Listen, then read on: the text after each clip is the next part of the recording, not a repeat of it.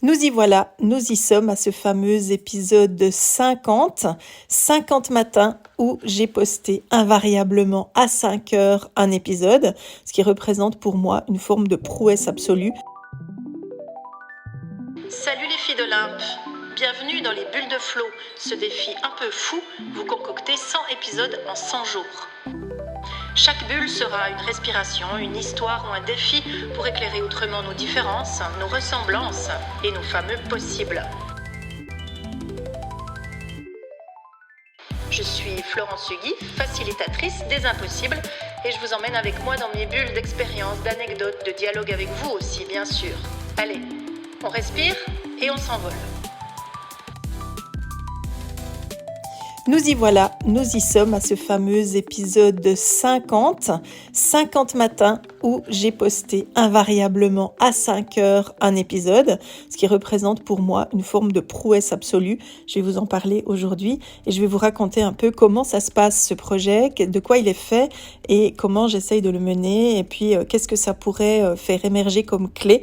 J'ai envie de vous partager quelques trucs autour de ça pour que peut-être ça vous inspire ou ça vous fasse réfléchir à des situations qui vous concernent, vous, dans vos propres vies. Parfois, vous avez choisi d'écouter tout de suite et vous êtes une petite clique à les écouter tous les matins assez rapidement. Et puis parfois, vous les glissez dans vos oreilles plus tard, quand vous en avez le temps, quand vous y pensez. Puis quand il y a peut-être un sujet qui vous accroche particulièrement. Et puis, il y a peut-être des épisodes que vous manquez parce que ça vous plaît pas, ça vous inspire pas, vous n'avez pas particulièrement envie d'écouter un truc autour d'un titre qui vous fait pas tilt.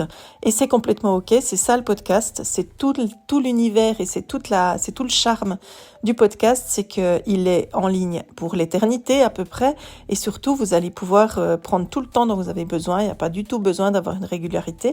Je vois aussi qu'il y a des personnes qui reprennent depuis le début et que les chiffres du début sont plus importants que les chiffres de la suite, pas parce que vous vous lassez, je crois pas, parce que vous avez pris le train en route plus tard, ce qui est tout à fait, bien sûr, aussi la manière de vivre le mieux possible le podcast et de l'utiliser à votre propre service et en fonction de vos propres envies. Alors, comment j'ai tenu ces 50 jours ? Franchement, honnêtement, si j'avais pas annoncé ce défi publiquement, je pense pas que je l'aurais tenu parce que vous le savez peut-être ou vous ne le savez pas, je suis la reine de la procrastination et avoir une idée, c'est très bien. La tenir pendant 50 jours, c'est le sommet. La tenir pendant 100 jours, ça va être vraiment un vrai challenge. Et donc, ça doit m'allumer, ça doit m'amuser, ça doit me donner envie. Il doit y avoir une petite décharge de plaisir qui vient se greffer là-dessus parce que sinon, je tiens pas. Mais là, j'ai pris un engagement et c'est aussi de ça dont j'avais envie de vous parler. C'est du fait d'avoir cet engagement. Alors, bien sûr, il est symbolique. Vous n'êtes pas là en train de surveiller si je fais ce que j'ai dit ou si je ne le fais pas. Mais j'ai pris cet engagement et il me paraît hyper important à tenir. Il me paraît hyper important à honorer parce qu'il est aussi envers moi et il est aussi envers vous. Je me souviens d'il y a quelques années où j'avais pris un autre engagement de ce genre-là et je l'avais pris envers moi-même, c'était une semaine de jeûne. J'avais choisi de tester le jeûne, donc j'ai rien mangé pendant une semaine et je voulais voir comment je le vivais. Et c'était une semaine où je pouvais avoir un programme très très chargé ou au contraire allégé un peu en fonction de mon état physique, mais aussi psychologique. Et en réalité, ça a été extrêmement simple.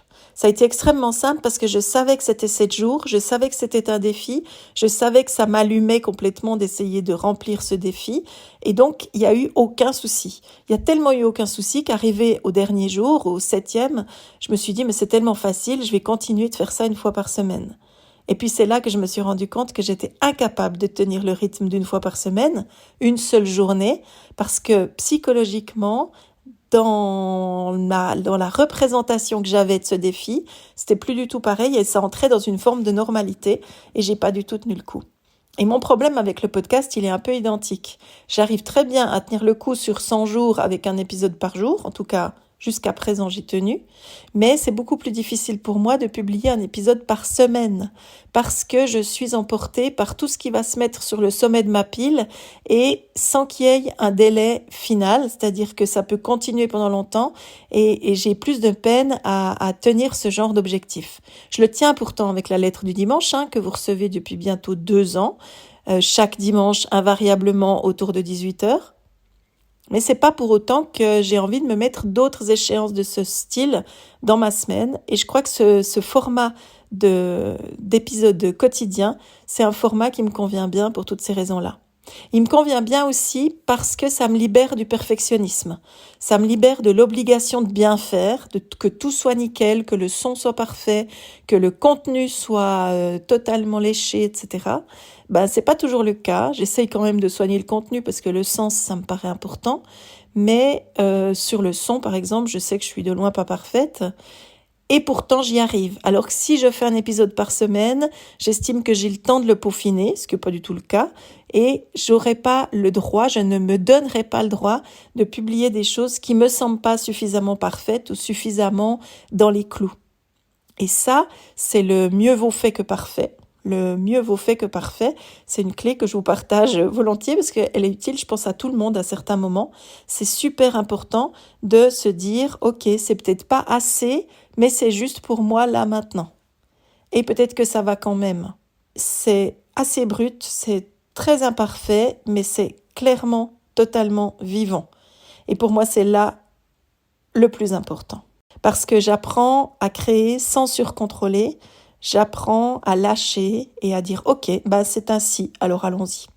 Il y a aussi la question du fil rouge. Ça, c'est mes collègues qui me l'ont fait remarquer. J'ai pas un vrai fil rouge, j'ai pas vraiment une ligne où on se dit « Tiens, elle tourne tout le temps autour du même truc ». Ça tourne autour de plusieurs thèmes qui m'intéressent. La manière dont ça a été réfléchi depuis le début, c'était pas de créer un fil rouge, c'était de créer des grappes thématiques autour de quelques thèmes qui reviennent périodiquement et qui petit à petit fabriquent des grappes plus importantes avec plusieurs épisodes qui touchent au même sujet ou qui touchent à la même famille de sujets. Alors vous avez une grappe par exemple autour de la créativité, il y en a une autour de l'atypicité, il y en a une sur le féminisme, il y en a une sur notre manière de vivre en société avec toutes sortes de manières différentes de le faire. Et puis, il y a une dernière grappe qui pousse un peu, qui n'est pas encore très présente, qui est cette grappe qui tourne autour de la place des femmes et les femmes et l'IA, l'intelligence artificielle, parce qu'il y a des demandes, il y a vos demandes. Et j'aimerais aussi passer le message que, ok, toutes les demandes qui m'ont été faites n'ont pas encore été réalisées. Il y en a qui le seront, d'autres qui ne le seront peut-être pas. Je ne me mets pas de pression à ce sujet. Par contre, je suis toujours preneuse de vos bonnes idées, de vos suggestions, de vos défis, parce que ça enrichit aussi ma réflexion. Et parfois, je cite pas forcément, mais c'est une des choses que vous m'avez demandé qui me permet de traiter d'un sujet que je n'avais pas forcément prévu d'avoir au programme, mais qui fait sens et que j'ai envie de vous partager. Au fond, ces grappes, c'est un peu une carte de mon univers ou de mon écosystème et petit à petit, elles prennent place. Et je vois aussi que dans les réactions, parce que ça, c'est un thème que j'avais envie d'aborder avec vous, les réactions que vous me donnez, les réactions que vous me faites parvenir, donc à la fois par écrit, par vocaux, par plein de moyens, même parfois en direct, parce que je vous croise aussi quand même, toutes ces réactions-là, elles sont hyper précieuses parce qu'au fond, pour moi, c'est ça la richesse du podcast, c'est le fait aussi de pouvoir nous enrichir mutuellement et de pouvoir dialoguer, de pouvoir créer du lien.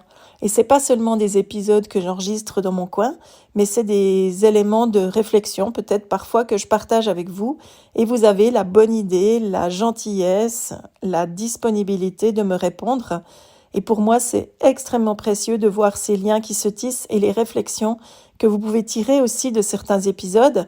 Parfois, j'enregistre un truc en me disant « bon, ça va plaire à personne, je sais même pas pourquoi je raconte ça, oh là là, c'est mal fait ». Et puis non, c'est celui-là qui va générer des réactions. En fait, ils en génèrent tous. Tous les épisodes génèrent des réactions, mais pas toujours au même moment, pas toujours au même endroit et pas par les mêmes personnes, puisque mes grappes, en fait, c'est vous.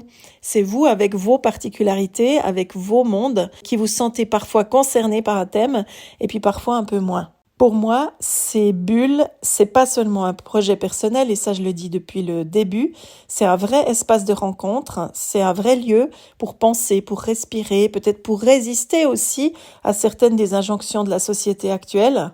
Et là-dessus, j'ai encore des choses à dire parce que je trouve que j'en parle pas énormément de cette actualité qui nous bouffe pas mal en ce moment. Mais c'est ça que j'ai envie de continuer de faire. C'est là le chemin que je suis en train de tracer avec tous ces contenus qui vont pouvoir être réutilisés parce qu'il y a plein de thèmes qui vont pouvoir être partagés par la suite avec des personnes que je reçois en coaching, avec des gens que je rencontre en formation, avec vous, avec qui j'ai parfois des échanges et qui méritent peut-être d'être orientés ou aiguillés sur un épisode ou un autre qui parle d'un sujet qu'on a pu aborder ensemble. Et c'est tout ça, ces bulles de flow. Donc ça continue aussi en vrac que ça a été le cas jusqu'à maintenant. Et pour ma plus grande joie, franchement, pour ma plus grande joie, parce que c'est merveilleux d'avoir un terrain de jeu dont on peut dessiner les contours sans être obligé de faire comme si, ceci, cela, de faire comme telle personne, de faire avec telle contrainte. Pas du tout. Là, tout est libre et c'est un terrain merveilleux à découvrir. Et je me réjouis de pouvoir continuer de le faire grâce à vos écoutes. Alors, grand merci à chacune et chacun d'entre vous et puis à bientôt pour la prochaine bulle.